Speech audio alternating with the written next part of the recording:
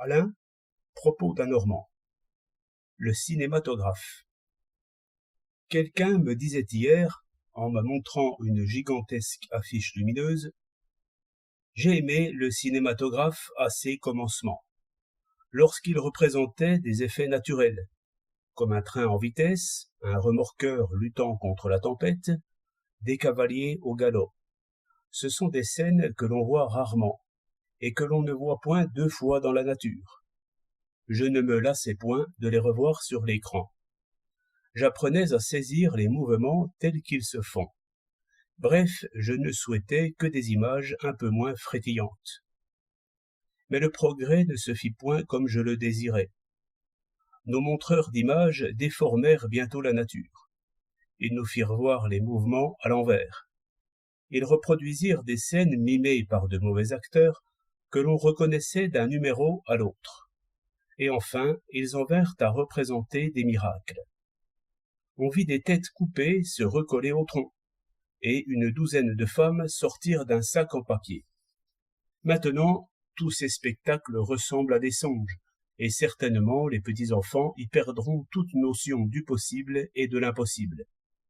Cela fait voir que le public n'aime guère le vrai. Je lui répondis, « Le public n'est pas consulté. Le public n'est jamais consulté. Il prend ce qu'on lui donne. Le cinématographe pénètre partout, s'impose partout, non pas parce que le public le désire, mais parce que les producteurs ont des appareils et des vues à placer. Le public est un bon diable. Il entre au spectacle parce que les places ne coûtent que 6 sous. Il s'amuse parce qu'il est venu là pour s'amuser. Tout l'art des marchands de plaisir consiste à ne pas lui donner à choisir. Et ils s'y entendent. C'est toujours l'amuseur qui fait les programmes.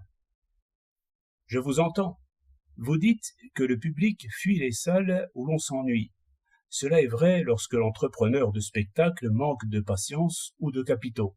Mais s'il tient bon, le public ne résiste pas longtemps. Les directeurs de théâtre connaissent maintenant leur puissance. Ils montent une pièce ennuyeuse, paient les critiques, tiennent bon jusqu'à la 100e, comblent les vides en semant les billets de faveur et attirent à la fin le public qui paye. On lance un auteur ou un acteur comme on lance un purgatif. Quand le chemin est battu, les moutons accourent. On peut en citer de ces vieilles ingénues, de ces amoureuses de 60 ans, de ces jeunes premiers à la tête branlante, de ces chanteurs qui n'ont plus de voix et qui sont admirés universellement. Des barbouilleurs finissent par faire accepter leur paysage rouge et bleu, s'ils sont beaucoup et s'ils s'obstinent.